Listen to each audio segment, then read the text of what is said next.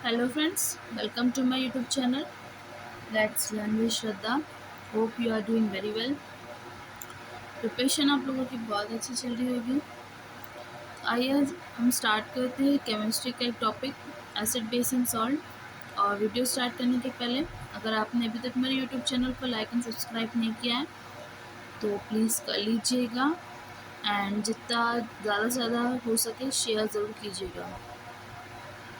सो आइए स्टार्ट करते हैं। What is acid base and salt. तो आपको बता दें एसिड क्या होता है। जनरली एसिड्स आर सोर इन टेस्ट। ये टेस्ट में खट्टे होते हैं। जो हमारा लिटमस पेपर पे अगर हम उसको टेस्ट करते हैं तो ये ब्लू टू रेड होते हैं। Turns blue litmus paper two red. इसका पीएच रेंज 0 से 7 के बीच होता है और ये H पॉजिटिव आयन देते हैं एक्वस सॉल्यूशन में। कोरिजिव होते हैं नेचर में। अगर हमारे स्किन पे अगर ये गिर जाए तो ये बर्निंग सेंसेशन देते हैं, है ना। और अगर किसी क्लॉथ पे अगर ये गिर जाए तो उसमें होल्स कर देते हैं, उसको बर्न कर देते हैं। So they are corrosive in nature and they give H positive ions in aqueous solutions. बात करते हैं टाइप्स के बारे में। तो जनरली दो टाइप्स होते हैं, strong acids and weak acids. तो जो स्ट्रॉन्ग एसिड्स होते हैं ये हमारे इनऑर्गेनिक एसिड होते हैं, या हम इसको बोल सकते हैं नॉन एडिबल। तो क्या होते हैं स्ट्रॉन्ग एसिड्स, तो जो कम्प्लीटली डिसोशिएट हो जाते हैं हमारे एक्वस सॉल्यूशन में और H पॉजिटिव आयन प्रोड्यूस करते हैं, वो हमारे स्ट्रॉन्ग एसिड्स होते हैं। एग्जाम्पल्स हो गया हमारा HCl, H2SO4। वीक एसिड्स के बारे में बात करते हैं तो ये पार्शियली डिसोशिएट होते हैं हमारे एक्वस सॉल्यूशन में और H पॉजिटिव आयंस नहीं देते हैं, या ये बोल सकते हैं कि H पॉजिटिव आयंस इतने जल्दी ये प्रोड्यूस नहीं करते हैं। और जो हमारे वीक एसिड्स होते हैं ये हमारे ऑर्गेनिक एसिड्स होते हैं या एडिबल एसिड्स जो होते हैं, जैसे acetic acid, oxalic acid, methanoic acids etcetera वगैरह। बात करते हैं concentration of acids and dilute acids की। तो आपको बता दें कंसनट्रेटेड एसिड्स में हमारे एसिड की मात्रा ज़्यादा होती है और जो पानी होता है उसका जो मात्रा होती है वो कम होती है। The one which contain very large amount of acid than water in the solution, जैसे मैंने बताया। बात करते हैं डाइल्यूट एसिड के बारे में। यहाँ पे जो हमारा वाटर का कंसनट्रेशन होता है एज़ कम्पेयर टू एसिड जो मिक्सचर में, तो हमारा वाटर ज़्यादा होता है as compare to acid. Acid की मात्रा कम होती है। अब बता दें डाइल्यूशन ऑफ एसिड्स, तो ये बहुत ज़्यादा अगर हम बोला जाए इसको तो ये हाईली एक्सोथर्मिक इन नेचर होते हैं, है ना। अगर हम एक बीकर लें, फॉर एक एग्जांपल बताती हूँ। अगर एक बीकर लेते हैं, अगर बीकर में एसिड है, अगर हम उसमें थोड़ा थोड़ा पानी डाल रहे हैं तो ऐसे में क्या होता है ना, ये कुछ डेंजरस हो सकता है। ये मतलब इस ऐसे नहीं, इस ये एक्चुअल प्रोसेस नहीं है डाइल्यूशन की। डाइल्यूशन का सही प्रोसेस ये है कि एक बीकर में पहले हम पानी लें, फिर थोड़ा थोड़ा एसिड मिलाएं और कंटिन्यूसली उसको स्टिर करें। अगर हम पहला वाला प्रोसेस यूज़ करेंगे तो मे बी ये डेंजरस हो सकता है, या एसिड उछल सकता है, हमारे मुंह पे जा सकता है, हमारी बॉडी पे आ सकता है। ठीक है, तो हमारा राइट प्रोसेस है डाइल्यूशन का कि पहले हमें वाटर लेना है, वाटर में एसिड मिलाना है और उसको धीरे धीरे जो स्टिर करते रहना है, कंटिन्यूसली स्टिर करना है। ओके, बात करते हैं बेसेस के बारे में। जो हमारे बेस होते हैं बिटर होते हैं, कड़वे होते हैं टेस्ट में। और जो इसका जो लिटमस पेपर पे अगर हम टेस्ट करते हैं तो ये रेड लिटमस पेपर को ब्लू में कन्वर्ट कर देता है ना, turns red to blue. PH range होता है इसको 7 to 14। अब क्या होता है अगर हम इसे टच करते हैं ना तो इसका जो टेक्सचर होता है वो सोपी होता है, दे आर सोपी टू टच। अब देखिए एसिड हमारा H पॉजिटिव आयन दे रहा था और जो हमारा बेस है वो OH नेगेटिव आयन्स दे रहा है हमारे एक्वस सॉल्यूशन में। ये नॉर्मली हम बोले तो which releases OH negative ions in water is called bases. बात करते हैं स्ट्रॉन्ग बेसिस के बारे में। तो स्ट्रॉन्ग बेसिस के एग्जांपल्स हमारे NaOH and KOH। Okay, sodium hydroxide, potassium hydroxide. बात करते हैं वीक बेसिस के बारे में, अमोनियम हाइड्रोक्साइड। अब यहाँ पे आता है एल्कलीज। एल्कलीज क्या होता है? वो बेसिस, जनरली वो बेसिस जो वाटर सोल्यूबल होते हैं, जो पानी में घुल जाते हैं, वो हमारे एल्कलीज होते हैं। और आपको एक बात यहाँ पे पॉइंट करनी चाहिए कि जितनी भी एल्कलीज होती है वो सारे बेसिस होते हैं, वो सारे बेस हमारे जो होते हैं वो एल्कलीज नहीं होते हैं, क्योंकि जितने वाटर सोल्यूबल है वही हमारे एल्कलीज होती है, और जितनी हमारी एल्कलीज होती है तो सारी बेस होती ही है। बात करते हैं इंडिकेटर्स के बारे में। अब हमारे पास कोई सब्सटेंस है, हम उसको कैसे जानेंगे कि वो फर्दर एसिड है या बेस है, कौन सा कैरेक्टरिस्टिक्स बता रहा है? तो जो इंडिकेटर होता है उसकी हेल्प से हम टेस्ट करके बताते हैं whether the substance is acidic और बेसिक। 3 टाइप के होते हैं, there are 3 types of indicators. First nature indicator, second one is synthetic indicator and third one is olfactory indicators. Nature indicators क्या होते हैं? जैसे कि लिटमस सोल्यूशन हो गया, तो द लिटमस किस चीज़ से एक्सट्रैक्टेड है? तो जो हमारा लिटमस है, जो लिटमस है हमारा वो जो लाइकन होता है, लाइकन से एक्सट्रैक्ट किया जाता है। तो अगर हम किसी सब्सटेंस को टेस्ट करते हैं लिटमस पेपर से, अगर उसका कलर ब्लू से रेड में होता है तो क्या होता है? यह एसिड होता है। एंड अगर किसी सब्सटेंस को हम टेस्ट करते हैं तो ये हमारा रेड लिटमस पेपर को ब्लू में कन्वर्ट कर देता है। अगर ब्लू में रेड को में कन्वर्ट करता है तो हमारा एसिड होता है, एंड अगर ब्लू में करता है तो हमारा बेस होता है। बात करते हैं हम टर्मरिक, हल्दी के बारे में। तो इसका जो एक्चुअल कलर है वो येलो है, एसिड में भी ये येलो ही रहती है, लेकिन अगर ये बेस में इसका कलर जो होता है वो रेड में चेंज हो जाता है। ठीक है, आपने जैसे देखा होगा जो वाइट कलर के आपके ड्रेस होते हैं उस पर अगर हल्दी गिर जाए तो नॉर्मली वो येलो होती है, लेकिन अगर हम उसको वॉशिंग सोडा जो हमारा बेस है अगर उससे हम साफ़ करते हैं तो वो हल्का थोड़ा रेड भी हो जाता है, कन्वर्ट हो जाता है। नेक्स्ट इंडिकेटर के बारे में बात करते हैं, सिंथेटिक इंडिकेटर। अब इसमें भी सिर्फ कलर चेंज होता है, जैसे कि फर्स्ट वाले में होता है। अब ले लेते हैं एग्जांपल फिनोप्थलीन। फिनोप्थलीन का एक्चुअल कलर होता है, उसका कोई कलर ही नहीं है, इट्स कलरलेस। एसिड में भी एज यूजुअल वो कलरलेस ही होती है, लेकिन बेस में वो पिंक हो जाती है, या स्लाइटली पिंक में वो कलर दे देती है। बात करते हैं मिथाइल ऑरेंज की। तो मिथाइल ऑरेंज का एक्चुअल कलर ऑरेंज होता है, एंड एसिड में ये रेड में हो जाता है, एंड बेसिस में येलो कलर का हो जाता है।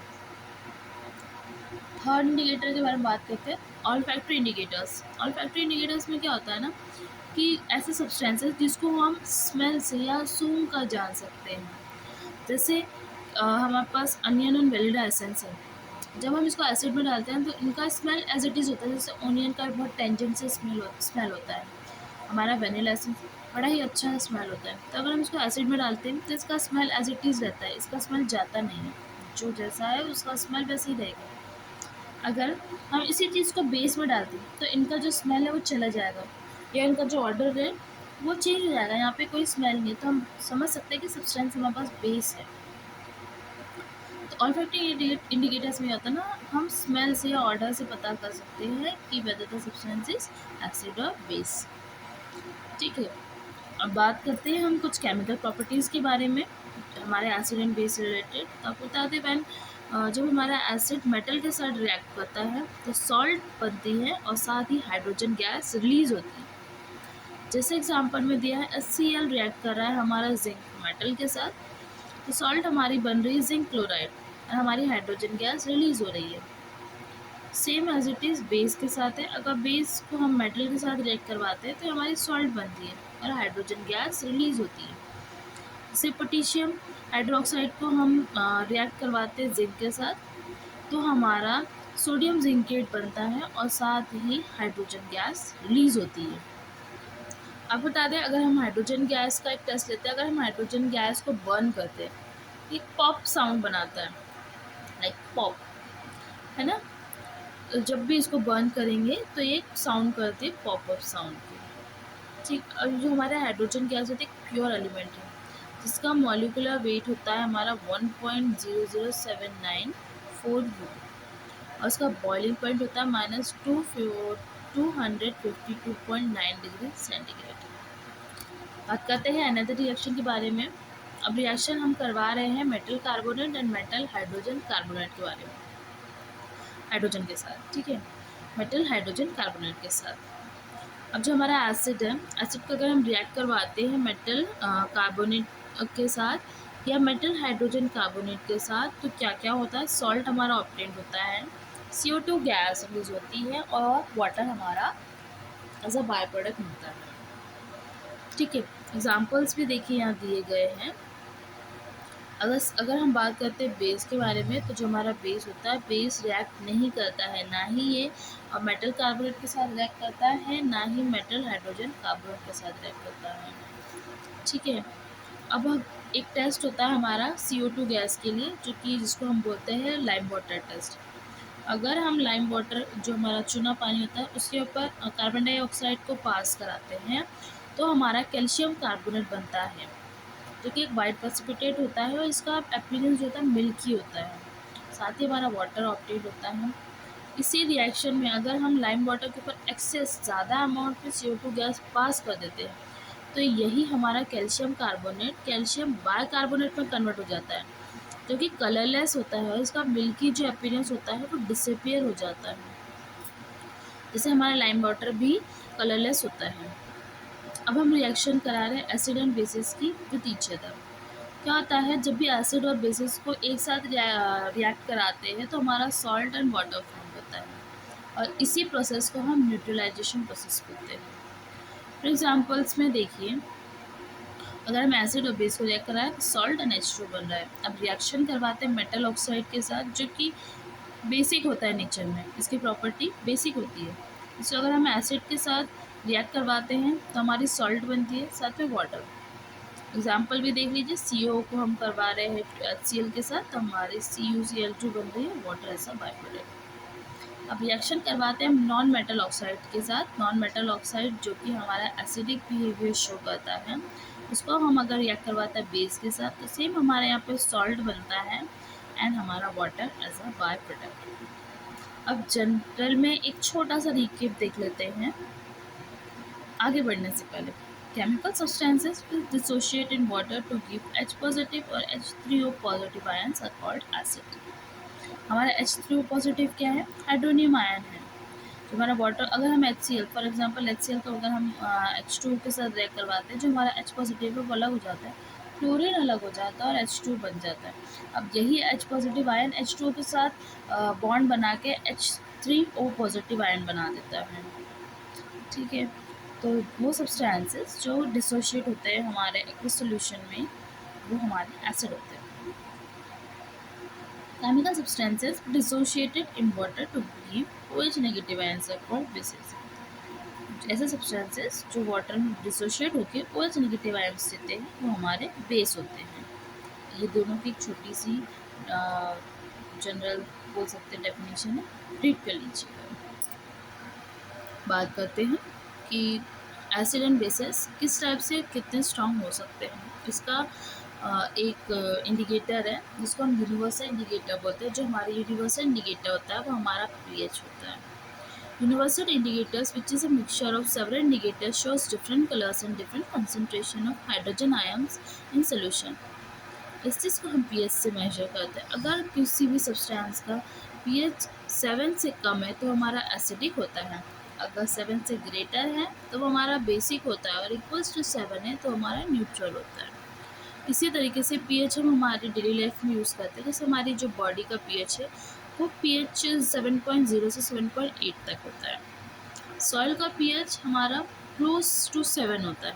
हमारा टूथ डिके, हमारा दांत जो खराब होता है वो 5.5 pH पे होता है। वेस्ट स्टिंग, जैसे कि मधुमक्खी वगैरह हमें काट देती है तो हमारे बॉडी में क्या इंजेक्ट होता है, एसिड होता है, फॉर्मिक एसिड जिसे हम बोलते हैं। और इससे हम अपने आप को किस टाइप से उस एसिड को न्यूट्रलाइज कर सकते हैं, तो हमारा बेस हम बेकिंग सोडा उस पर रख देते हैं।